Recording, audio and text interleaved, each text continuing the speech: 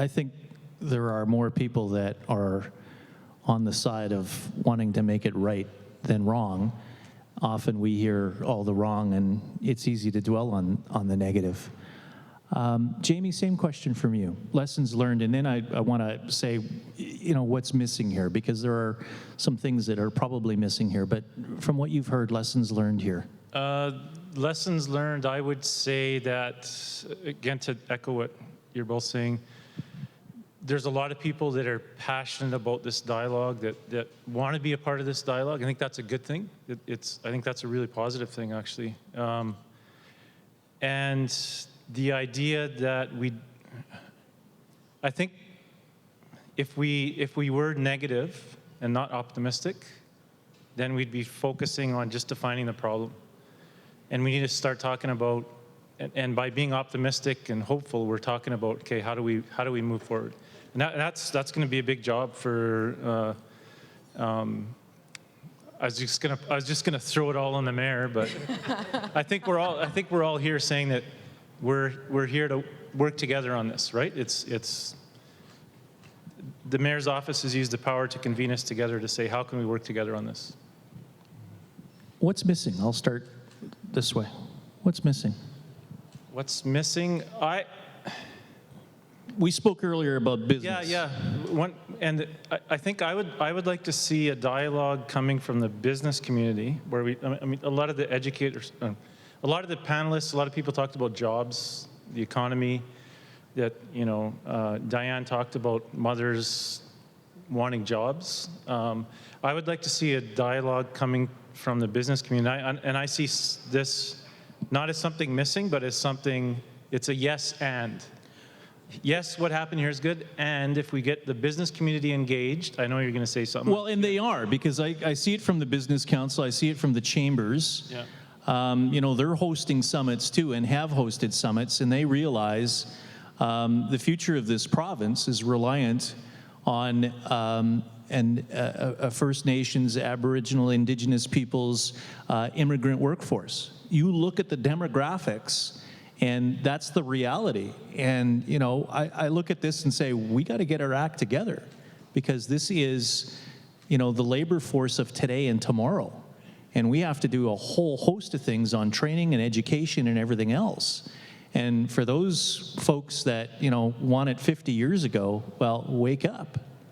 I also think it's not just the labor force, but the leader force as well. Mm-hmm. Yep. Is that, it's becoming a lot more multicultural and diverse, and that's the people who, that's what our community is changing into. The future of our community is going to look very different from what it was 10, 15, 20, 30 years ago, and that's who we should be investing our resources and our time and our energy in, is looking at how can we all get along more and more as we become more and more diversified, and how beautiful is that. And that takes business, that takes community, that takes religious organizations, it takes educational organizations, it takes everybody, really, for that to happen. Well, and I'm struck by one of the statistics earlier this morning, the 17% versus the 6%, right? That when you have more and more people who are, for lack of a better word, visible, it's no longer invisible. And I think, I look at, again, when I started 25 years ago, and the conversations Jamie and we've had over the years, is that there is a certain insecurity out there because of change. And I think that in many cases, there's the local lens on this, that people, hearken back to a different time. And then there's the national focus that looks at a place like Winnipeg and says, what the hell's going on here?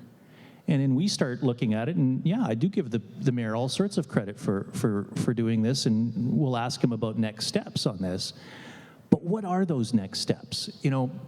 I applaud your enthusiasm and the fact that, you're going to go out and still be an ambassador for this community. But from a structural perspective, from the way we govern ourselves, what are some of those next steps? I still see a lot of people that talk to me about being disenfranchised. That, yeah, we have a federal election in a month, but does my vote matter?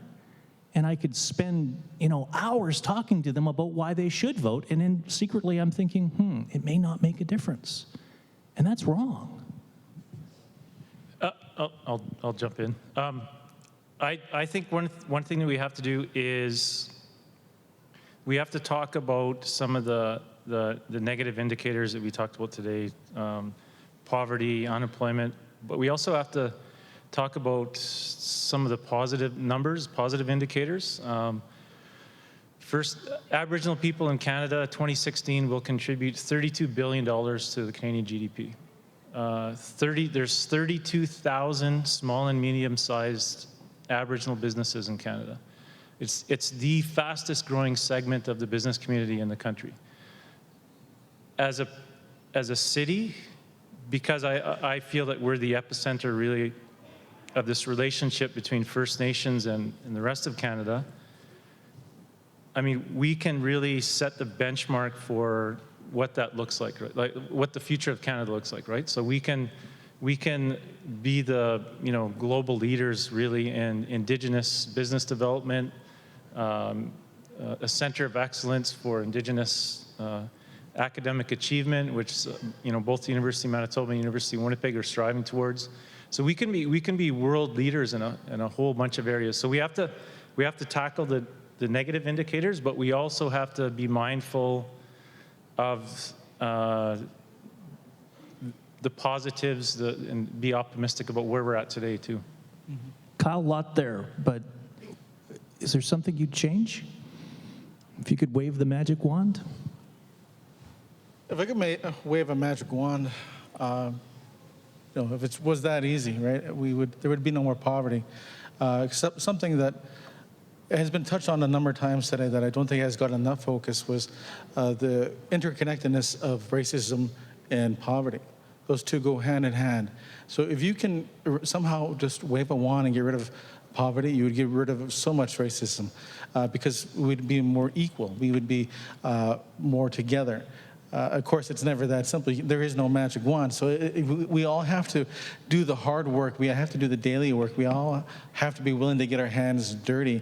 And we all have to be patient because it took us a long time to get to today. It's going to take us a long time to undo where we are. But it's important work, and we truly have to do it together. Are there any government structures that you would change? We have the year of the municipal, provincial, and federal politicians. Would you change any of that? Truthfully, I would actually change some of the Indigenous government structures. I would like personally to see, all Indigenous people to directly vote for our national chiefs, our regional chiefs, our provincial chiefs, because sometimes people in government can almost ignore or brush aside our leaders because they say, well, that's just, they're just representing a small group of chiefs. But if we could all pick or all have a say in those people, it'd be a lot harder to ignore them. Aisha? I don't know enough about that to speak on it, to be honest. I mean, but I would like to go back to what we were talking about previously, just about changes we can make, what needs to change, what needs to happen, and I think that people often will, I'm a very positive person. I like to laugh. I like to have a good time. I think we can all have a good time together. But it gets discredited in that we say, well, yes, but there's all these problems and there's all these issues, and the media focuses on the negative things that are happening and what's not working. And one of the things that I do a lot of speaking about and having a background in life coaching and mental training with people in sports and business and personally, is that when you focus always on the negative, that's what's on the forefront of your brain. That's what you're creating. That's what you're creating habits in. And so one of the changes I would say is to try and change our focus from always to what's not working into what is working. How can we grow that to be better? How can we grow that to be bigger? How can we get more people involved in what is working? How can we create other schools that are working like the schools that Stan McKay was talking about? All that kind of stuff, because there are things that are working. There are programs, there are people, there are organizations that are working really hard and working really well. And I think that sometimes they get overlooked because people don't want to hear as much good news as they want to hear. That's what's coming out in the news is all the bad news and what's not working. Can I share an example of what is working? We have a number of teachers in the audience. I'm going to single out one if Michael's still here. Michael Say is over here. From St. Mary's Academy. St. Mary's Academy a few years back did this whole in-depth work on studying the Indian Act. And our office got to play a role in helping the students. So you had around, I think it was like 108 grade 11 students that spent the whole year immersing themselves in learning about the Indian Act, the treaties, the difference between the Indian Act and the treaties. And we got to witness the change that happened in that cohort of students, and just quite profound. And to see, as an educator, to hear young women, I remember this one student saying she was driving downtown with her grandmother, and her grandmother said something racist about an Aboriginal woman that was on the street. And this young woman said, "For the first time in my life, I felt like I had the tools to respectfully educate my grandmother." And one of the students talked about entering Aboriginal law, and these are students that saw no connection to.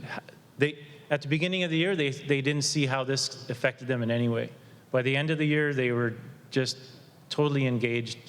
So I think the education system can make a huge change. I'm looking forward to seeing the drafts of this legislation that's supposed to be tabled this fall to make treaty education and residential school education mandatory in Manitoba. I'm really looking forward to seeing that, but I think that's one area that's really, really working.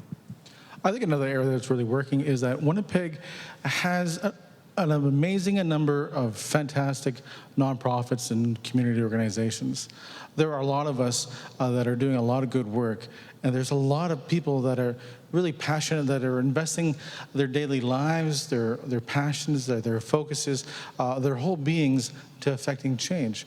I heard sometime so long ago, I can't quote the source, but that Winnipeg had more nonprofits per capita than anywhere else in Canada. And so there's a tremendous group of people out there that are working daily to affect change. Launch of the United Way campaign, the 2015 campaign today. All right, a minute from each of you, and then we're going to bring the mayor up. Your advice to Mayor Brian Bowman. I think that you should definitely get socks like these ones. Yeah, I don't know if everyone in the back can see them, but they It's are my midlife crisis. stunning. Yeah. I think I have a service, by the way. Yeah.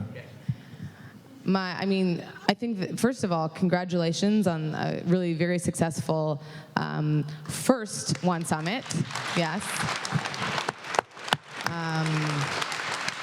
Oh, by the way, does everyone know that it's Mayor Bowman's Champagne mayorhood? Does everyone know that? 43rd mayor, 43 years old when he was inducted. So if you have champagne, you should definitely give it to him. I think that keep doing what you're doing. This is like everyone I've spoken to today has said that it's the first step in the right direction. It's opening up the doors a crack, and as they open more and more and more, it'll get better and better. One piece of advice is have comedy. You know what I mean? Have a comedian come out and tell some jokes. Have a dance afterwards. People love to eat food together. People like to dance and have music together. People like to laugh together. So, in all seriousness, hopefully this could lead to something that involves people getting down together afterwards. Things get solved when you're boogieing. That's what I think. I should thank you. Kyle? Yeah, it's hard to follow that. No, Mr. Mayor, honestly, I think you're doing a great job. I've been really encouraged with a lot of different things that you have said and done publicly, but also privately. Like the mayor has been down to the North End Family Center numerous times, and sometimes even without the cameras, just because he cares.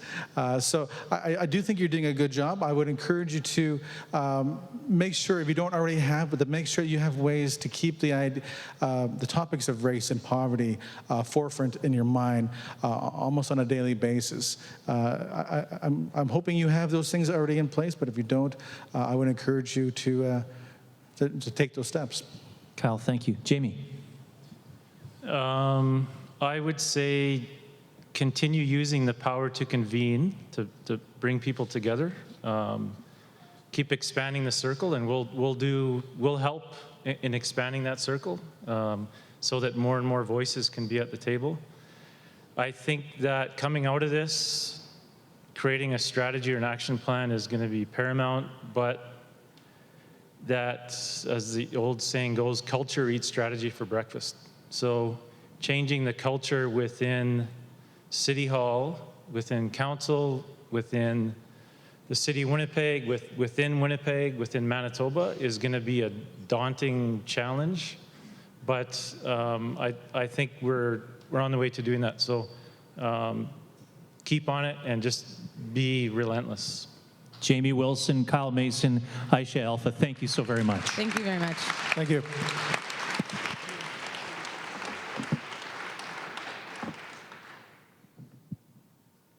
There's no graceful way to do this. Get off the stage. That's okay.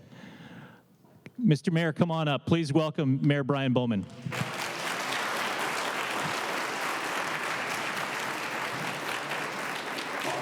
You want to be on the right or the left of me here? Okay, I got these socks. Oh, those are pretty nice socks. They're not bad. Yeah. Grab a microphone, any microphone.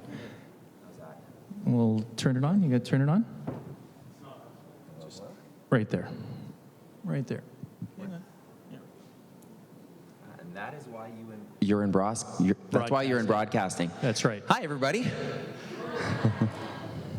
So 15, 20 minutes, an hour with the mayor here. No, just kidding. And then we have a closing ceremony here as well. So first of all, thank you very much for the invite. It continues to be an education, and you meet so many wonderful people. But I'm thinking back, and during one of the sessions, I was thinking back to that day when on the website, I remember somebody coming into the studio and saying, have you seen the McLean's piece? And I said, what McLean's piece? Well, have a look at this. So I started reading it, and my first reaction was, okay, here we go again. Jaded news guy says, okay, where's the news in this, right? And I thought, okay, quite easy for, a national media organization to just, pick a topic, let's be provocative, let's do a cover story, and let's single out Winnipeg as the most racist city in Canada. Easy. And you get the follows out of that. And I remember thinking, well, what's the mayor going to do? Is he going to ignore it? Because politicians can choose not to engage, and it can be a successful strategy because in our world, it's shiny, right? And whatever's shiny, we follow it. So, like the thing on the wall, we go on to other things. So in my heart of hearts, I need to know if you had advice that day, that morning, where people were saying to you, Mr. Mayor, you know what, this will go away in 24, 48 hours. You don't have to engage. Or were you getting advice, you know what, Mr. Mayor, once again, Toronto is picking on Winnipeg. Go out there and defend Winnipeg's reputation. Or was it a matter of from the get-go you thought, no, this is my opportunity, a teachable moment, if you will. Take us behind the scenes there on what your reaction was initially and that whole process, because then you got on the phone pretty quickly to hold a news conference later that same day. Yeah, good question.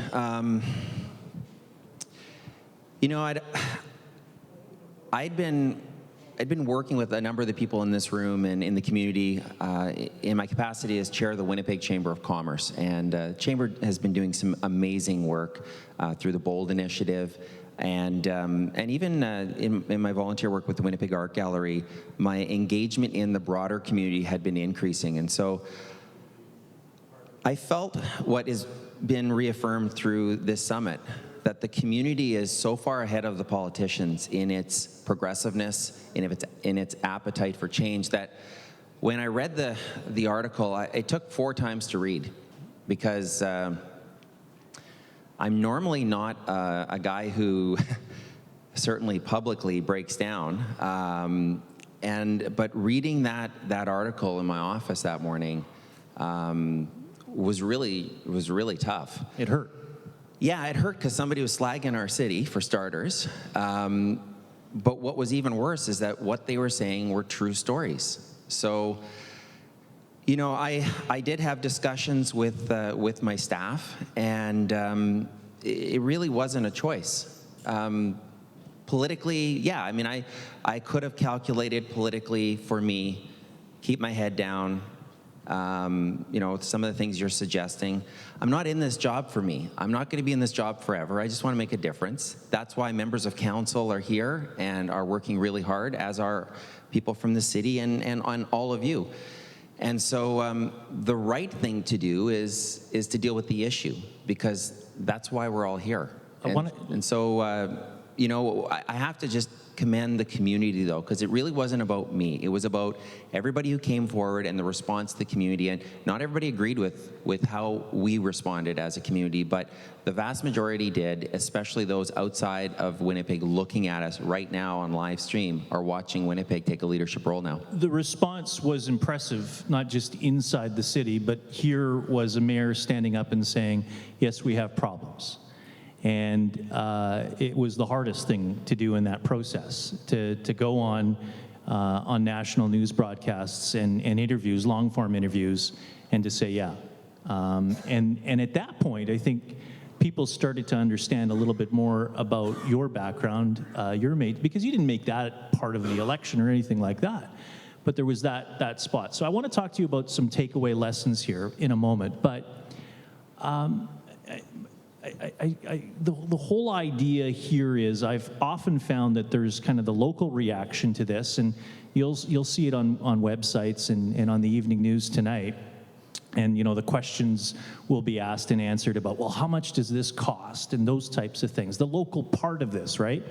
Because a conversation like this that lasts several hours is very difficult to really put together in 2 minutes for a television, web or radio broadcast. You only get a fraction of what actually occurred and some of the great ideas and conversations that we have. So talk to us a little bit about, those folks in Winnipeg that would say, Mayor Bowman, all fine and good, but fix the potholes, versus the bigger picture here about trying to engage a community and a larger community, this nation, in a conversation about race and race relations. Wow, that's a broad question. It okay. is. But that's the big picture. You can generalize and say government's about just pipes and potholes. And municipal government is very much about pipes and potholes, fixing the roads, which we're slowly doing. But it's also about pride. And what Winnipeggers have is a lot of pride where we come from. And in order for all of us to have pride in ourselves and in our community, we do need to address some of the fundamental issues that we're talking about here. In terms of nationally, one of the really nice things about serving as Winnipeg's mayor is I've had the opportunity to work with members of our council, but also with my counterparts in other cities. And I had a particularly rough day in the media during, it may surprise you, over the last 11 or 10 months. And I was in a meeting with a few of my counterparts, one of whom is the mayor of Calgary, Mayor Nenshi. And I hope he won't mind me saying this publicly, but I was kind of saying, oh man, I feel like a bit of a punching bag right now. And he said, yeah, you know what? That's the cost of changing the world. And it stuck with me. If you're not getting beat up a little bit, you're probably not taking on the big issues. And so that's why we're all here. And that's okay. I would like to say that the nation is watching what we're doing here. We are turning a really difficult headline into, I think, an opportunity for this community to not only have a discussion and build some more tangible actions going forward, but also to show the nation what this community is made of. We all know what it's made out of, and we know what we're capable of. But here's an opportunity, and the nation is watching what we're doing. The other municipalities are going to be watching what we're doing here and in the coming months to see how we can tackle some of these really difficult issues. And not everybody is going to agree with how we go about it. All right, so takeaways from last night and today. What do you, as you see it, where do we have to go next in this process? And then also explain to us formally what's going to happen as a result of this summit. Well, I think Kyle actually said it best. One of the big takeaways for me is a reaffirmation of how much people give a damn. I mean, you're all here. You've been sitting here all day. Many of you here yesterday as well. Many people have been watching online, and I've been told we've been trending nationally for a good chunk of the day, which is great. To me, that does help. In my role as mayor, as members of council that are here, that really does embolden us to continue down the path that we're on together with you. And what I guess was some of the issues that I took away, and I'm just looking at some of my notes, was just the need for education, greater education. There's systemic changes we need to make, and we're going to make in our capacity that we can at City Hall. But even on an individual level, like I think about in our families. I mean, Tracy, my wife Tracy, was here last night and today, and quite often I introduce myself as Tracy Bowman's husband. I'm also the mayor. Wise, very wise. Absolutely. We're raising 2 boys, and for us, the exposure that they're getting to this community based on our community involvement is invaluable. And it's really important to me that they see all of our community, every corner of this city. And the view from the mayor's office is quite beautiful when you see the people that we have. And, the education that we're doing with them in terms of just treating people with respect, and they educate us as well. Some of the other things that I'm taking out of this is just the role that men have in particular. Our boys can do a few things wrong, but one thing they don't get any excuses for is if they don't treat their mom well, and if they don't treat women well. That's something I take very personal. And I think realizing that this is a long haul journey that we're on here. I think that's been really impressed upon me, and all the opportunities that are coming out of this dialogue and this conversation. The direct contact, the opportunities. Joseph Boyden last night, I thought, said it so well. Go to areas of the city you don't normally go. Go to meet with communities. Roll up your shirt sleeves and help out with a group. North end, south end, west, east, it doesn't matter. One of the things about being mayor that is somewhat unique is that I don't represent the Indigenous community or the non-Indigenous community or the south end or the north end. I represent all of Winnipeg. And it's a responsibility I take very seriously, and is one of the reasons why this conference and summit is called One. Because at the end of the day, you pointed out, I didn't put on the front of the brochure in big flashing lights that I'm Métis. Been open about it, I'm quite proud of it, and you should always be proud of who you are and where you come from, regardless of your background. But at the end of the day, when I look at somebody, I see them as a Winnipegger, first and foremost, and that's how I'd like people to see me. When, and I've known Clarence Nippenak back to our Boys and Girls Clubs days, and Stan McKay as well. And I think, and guys, I hope I'm not, I'm not, misrepresenting you in any way here, because we in the media never do that. But somehow, I'm also hearing echoes and whispers here that, we've heard this before. There's a lot of lip service by the politicians. And my radar goes off, once I start hearing, councillors and trustees get to microphones and they kind of, well, I have to have my say too. Now that's the cynical side of me. The positive side of me will say, all right, Mayor, are you going to back this up through actions, through, we've got Executive Policy Committee, we've got, these various committee structures of City Hall, and then we've got advisory committees. Are we serious enough as a city to say to the McKays and the Nippenaks and some of the others in this room that we are so serious about tackling some of these longer-term issues that this is not just going to be an advisory committee, but we're going to give a committee the power to vet.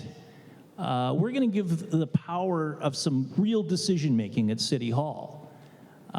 Because it's one thing to say what you're going to do, another thing to do what you're going to do, and it's another thing to spread the word. But there's another thing to actually put it into a structure. Is that something that you would consider? Okay, who are you suggesting we give the power to? Just so we're clear. Is it a member of a First Nations community here? You look at some of the structures in Australia and some other countries that have had national commissions. I look at some of the commission structures that we've had here in this country 25 and 30 years ago that recommend a different form of political representation. I realize that you see Winnipeggers, but as Winnipeggers, but I'm also seeing people who are struggling for wanting in to have some political power. So I'm not saying you necessarily guarantee a seat at council to somebody in that way, but are you serious enough to look at different government structures? Because in the end, this is all about power. Great question. I mean, having an Indigenous mayor is not enough. Shouldn't matter. Really, you can make change whether you're Indigenous or not. We've just established the Mayor's Indigenous Advisory Circle, and I'm very grateful that we have elders from the circle, and our chair, Wab Canoe, has been here. We just had our first meeting yesterday, and we're going to see how that goes and the type of progress we're able to make. I also note the police board is here, and our police board chair, Scott Gillingham, and our police chief, Devon Clunas, has been in attendance as well, and they've just established an Aboriginal council. Are those enough? Let's see how they work, and let's also take a look at the input that we're getting from this gathering, which is going to be chronicled and documented now by the Citizens Equity Committee, which is chaired by Councillor Cindy Gilroy. And then we're going to take stock of that and look at the next steps. We've already scheduled a press conference for January. It'll be roughly around the time that we had our last one. I want to be able to report back to the nation what we've been doing over the last year. I'd like to be able to say these are the steps that we've taken tangibly, the actions that we've taken. The discussions are good, but what are the actions, and what are the actions that we plan to proceed on as we go forward? And I would once again invite everybody watching online or here in person to be part of that conversation and advice. If you didn't get your points in over the course of this summit, 24/7 you can go to the onewinnipeg.ca website, and you can put your comments there for everybody to see, so that they can also be considered by the elected officials. Mayor Brian Boatman, ladies and gentlemen. Thanks very much. Yeah, I hope I answered those questions. Yeah. Okay, so I'm going to ask. I'm just going to say a couple words. Let's give a round of applause to Richard Kluche. Did a great job this afternoon.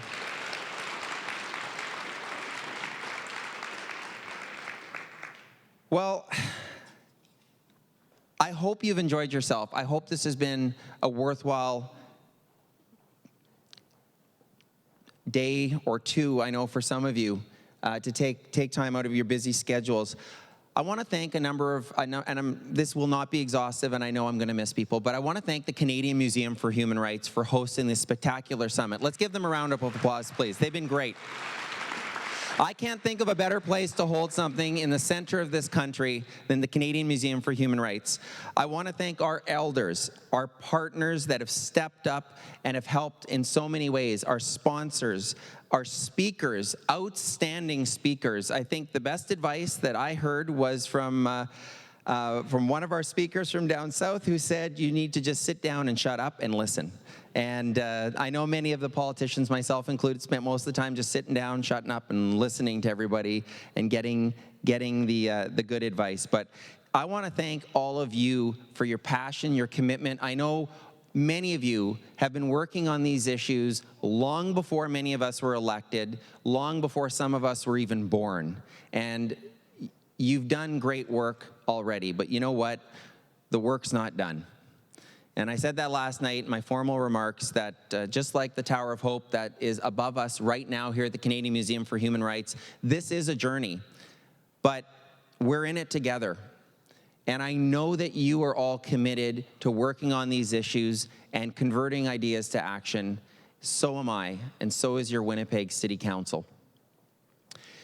I think the most appropriate way for us to finish is to ask one of our elders to close off the summit with a prayer. And before I invite our elder up, I want to again ask you to visit the onewinnipeg.ca website. One of the things I'm going to be interested in is whether or not you think this inaugural summit should be our last. I don't think it should be. And I suspect many of you don't think it should be either. But weigh in on the discussion and let your voice be heard. I'd like to finish by saying thank you, merci, and miigwech. It's been a real honor to be here with each and every one of you. And I'd like to ask Elder Fred Kelly to please come up and offer us a final prayer. Please give him a round of applause.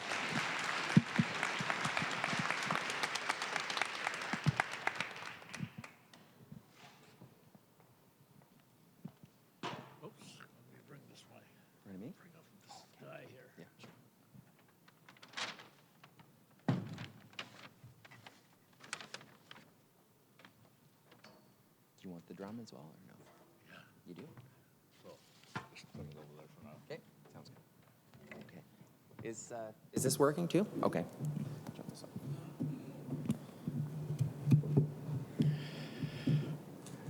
Miigwech, Mr. Mayor. It's a very unique experience to be referring to one of my grandchildren as your worship. Never thought I'd see the day. I've been living here in Winnipeg now for some 4 to 6 years. And I want to tell you a few things before I do the invocation. First of all, the invocation that I will be doing is not a closing ceremony. It's an adjournment, because it's a journey, as you said. And I want to maintain personally that particular spirit, as well as all the people who are here. And those of you that feel like leaving, please do so at your convenience. Those of you that see fit to stay, please stay with us, because you can always expect the unexpected from me. And we're going to do the appropriate dignity to this summit. So it's not a closure, it's an adjournment, as I say.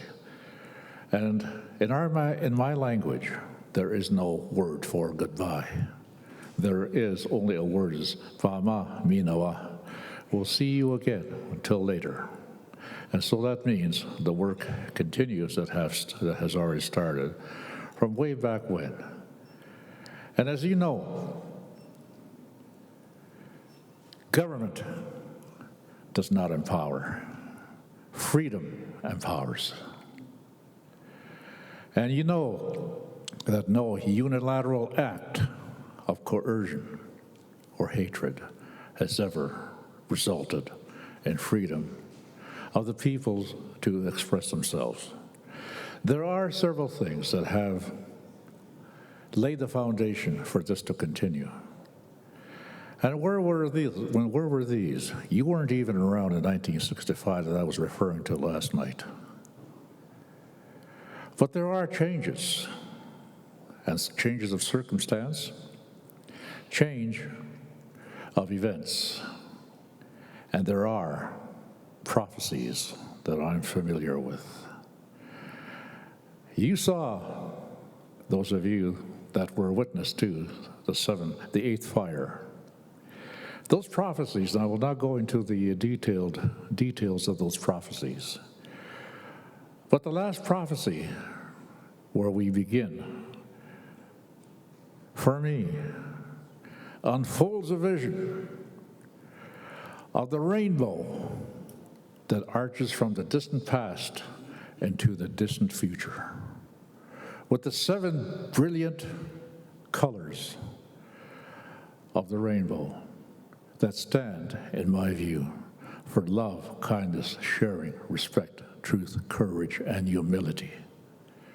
These are the colors under which we stand, if only we will allow ourselves to be showered by those dazzling, brilliant colors. We see the foundations in such examples as the Folklorama Festival. where each and those cultures that wish to display and share the beauty of their cultures coming together. It might also be an appropriate time to have such a gathering again, so that the people can feel included and feel that inclusiveness that is the message that you are conveying. I will ask just very briefly if the camera would shoot that logo that has been on there for the past few hours. The one that talks about one, if you will shoot it up there. Those of you that may have it, that one.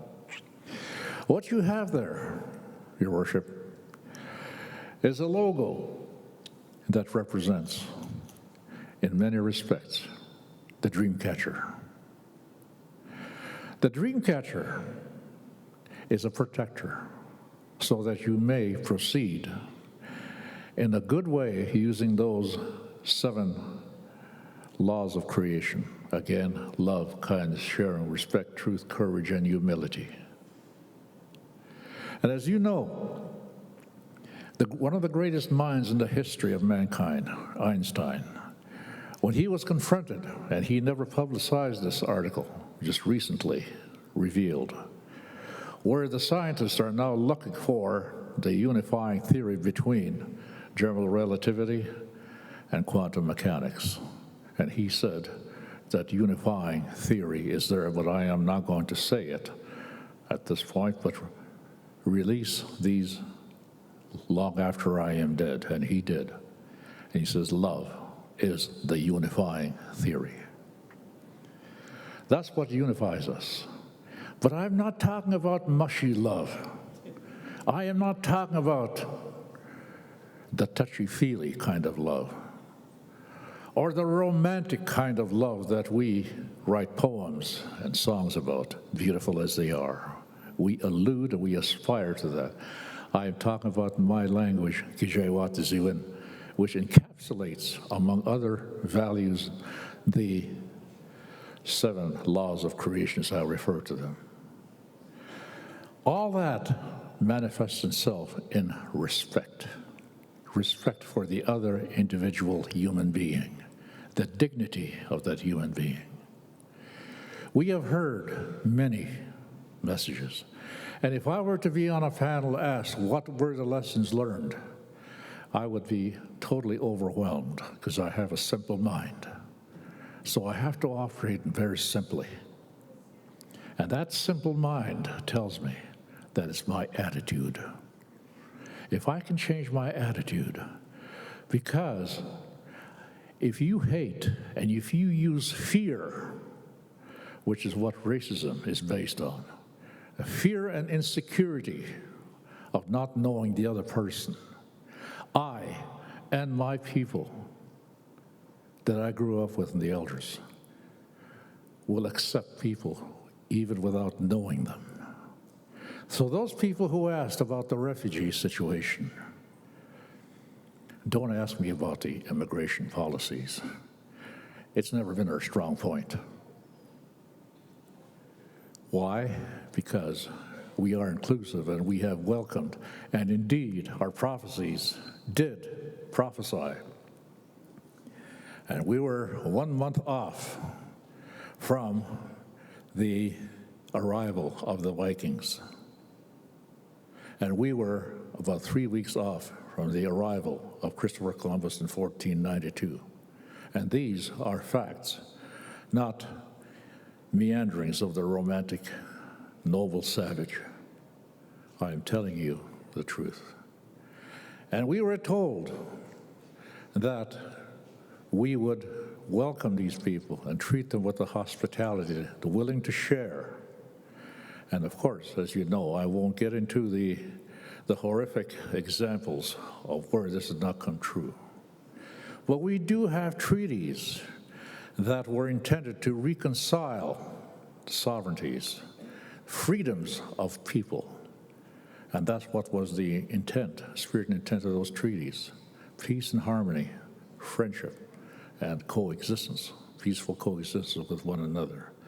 Those are the visions that still maintain the fire and the passion that I have personally in participating in a forum such as this.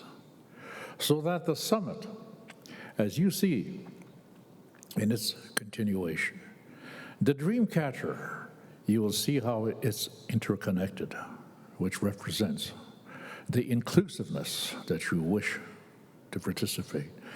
If you draw those points on your logo and start making a dream catcher, then you will have how we at least symbolically are interconnected. If you doubt that you are part of this summit, let that dream catcher remind you that you are important to each one of us, each and every one of you, and we must treat you with that respect and dignity.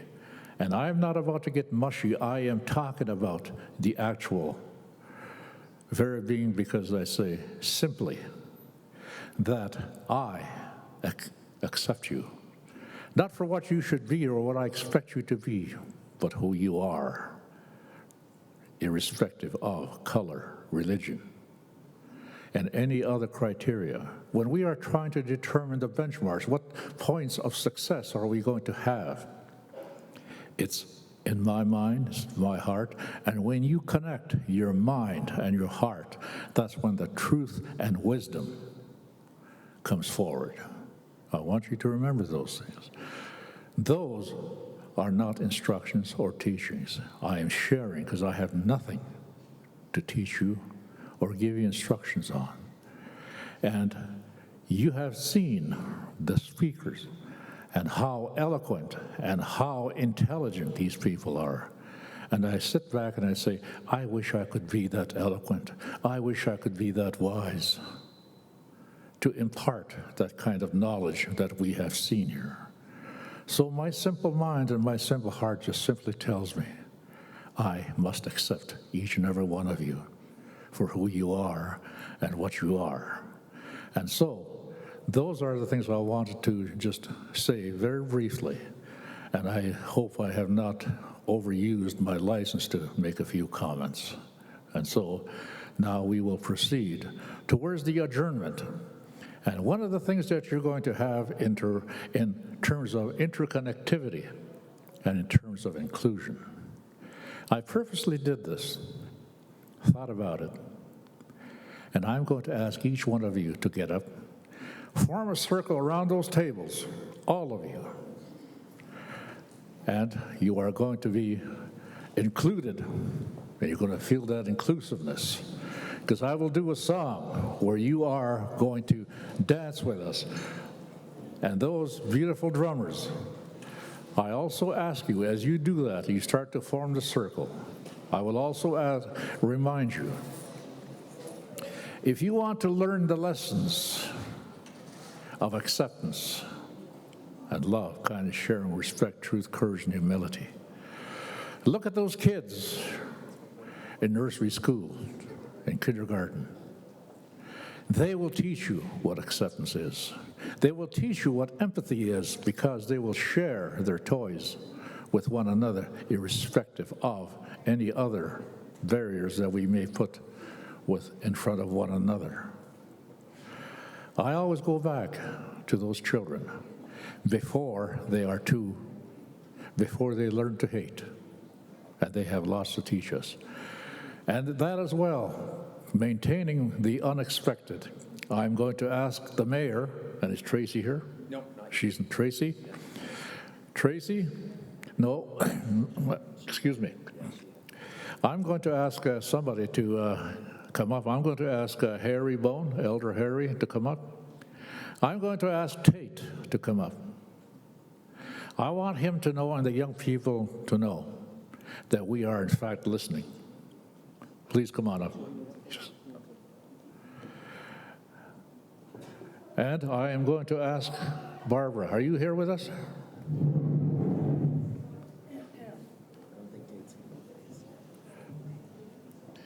These represent the leadership of Winnipeg. This represents the elders.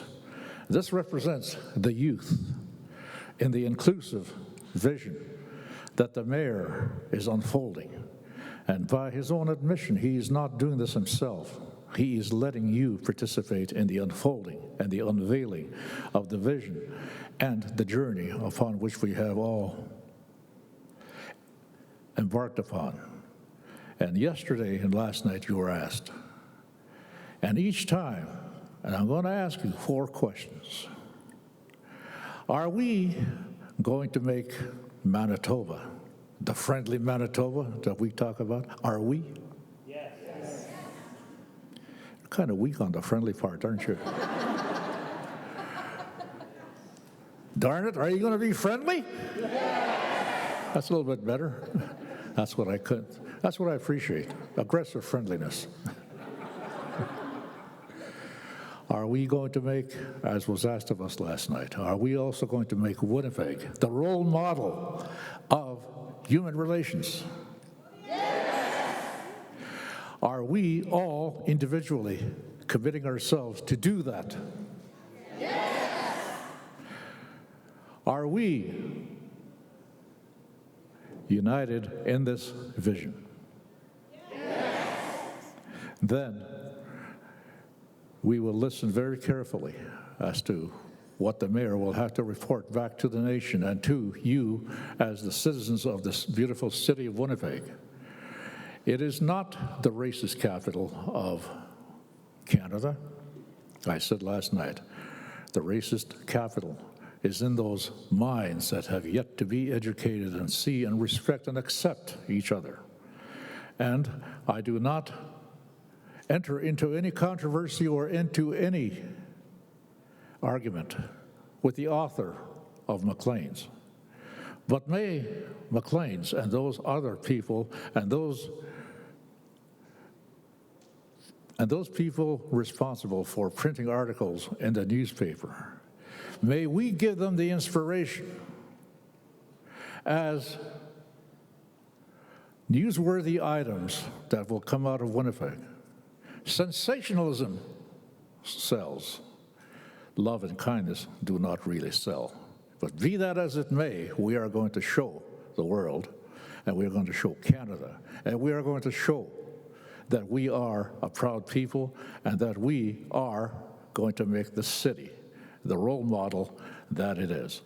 Now, what I'm going to do is I'm going to pick up the drum, and I am going to sing the song as in front of the representatives that I've called up here.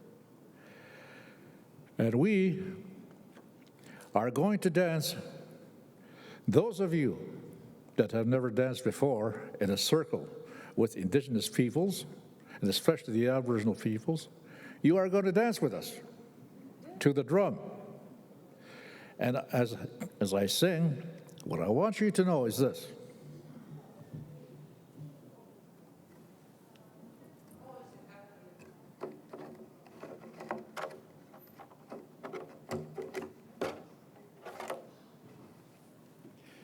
I will be beating the drum, and when I stop, I want you all to join hands, raise your hands, and give a big holler to echo those 4 questions and your answers to those 4 questions I asked you. Holler as loud as you can.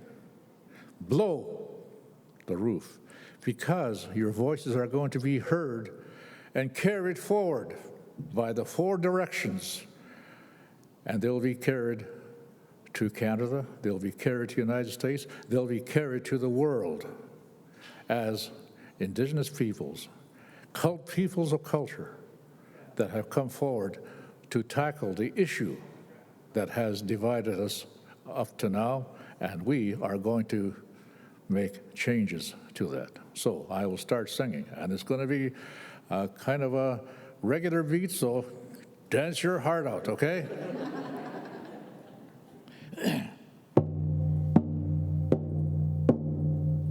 This song came to me during a fast, and it's a Miigwech song.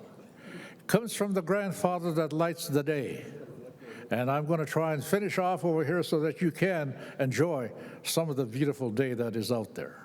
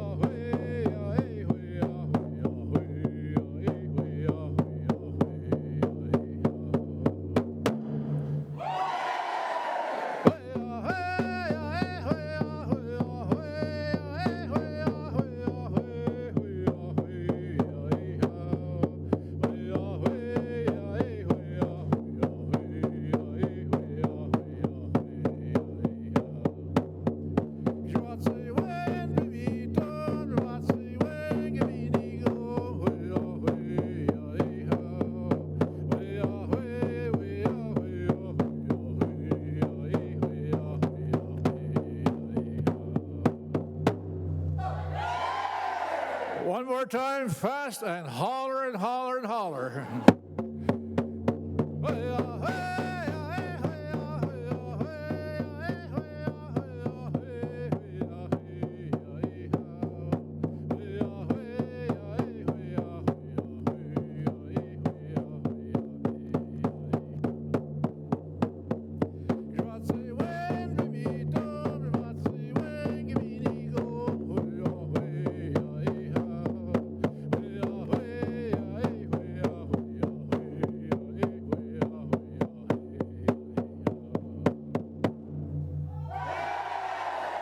One final time.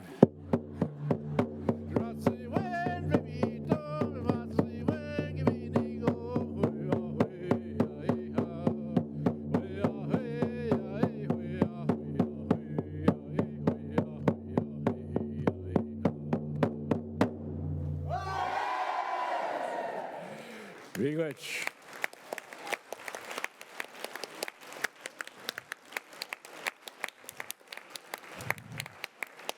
You feel included? You feel that spirit of inclusiveness? Do you? Yes. What? Do you? Yes. Okay, all right. Don't get mad. No. Now, before I do the traveling song, which is the song that sends you on your way, so that you will go home to your loved ones wherever you live, that you will find them safe, healthy, and happy to see you, and that you'll see them. And I want to thank the Creator for all the blessings that we have received here at this circle, and that we will see each other again. And before I do that, though, I would be remiss if I did not remind you of some of the anecdotal instances that I have myself experienced in terms of stereotypes. So I want to share those with you, just 2 or 3 of them, or maybe just one. I was invited to go speak to Carleton University a couple of years ago to talk to the students who were going to be entering into Indigenous studies. And it was a mixed, eclectic group and cosmopolitan group. And lo and behold, about 10 minutes before the end of my talk, in comes a blonde young man, a Canadian, an all-Canadian athlete. He's obviously the president of the student council. He's obviously the quarterback of the football team. He's obviously the captain of the hockey team. He's obviously the glamour boy, because he's got 2 girls, beautiful girls with him as he comes in. And of course, he has to make his presence known, even though he's late. So I said, if there are any questions, I'll be more than happy to try and answer them for you. He says, right away, he raised his hand. He said, sir, I have a question. Well, I says, what? So you talk about stereotypes. He says, but how come Indians always go in the movies? How come they always go as they ride around on their horses, riding in a circle and riding off into the hills? I said, sir, you have to remember the times. I would love to see you jump on a horse, full gallop, with nothing on but a breechcloth, and see what kind of noises you make.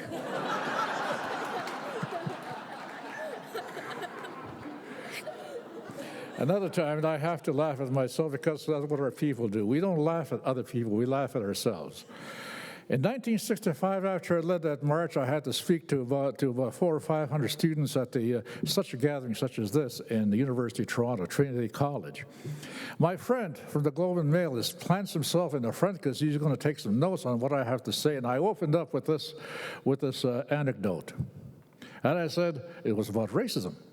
And I said, I have nothing to tell you other than to say there's nothing wrong with the white man except he's oversexed, he's overstuffed, and he's over here.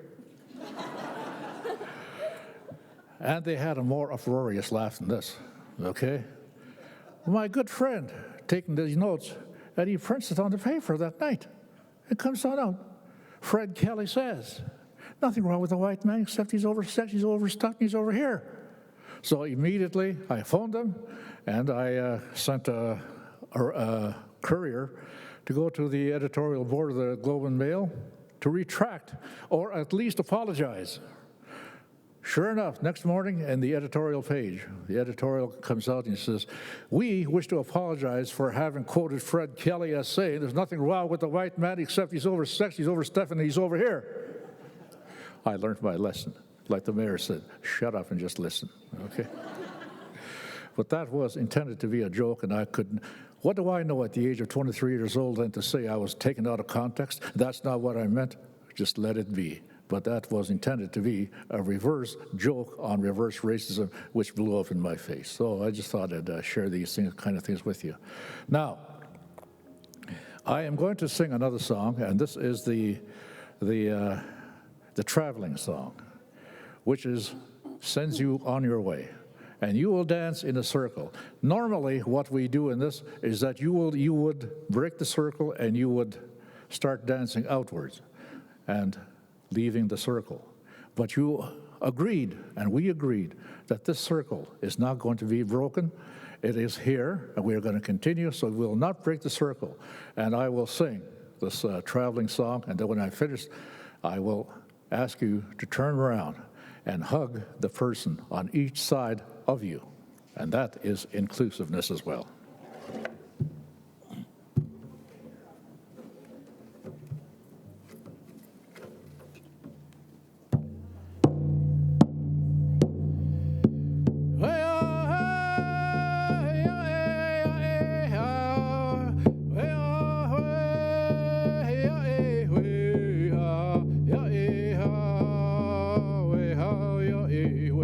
Dance, please.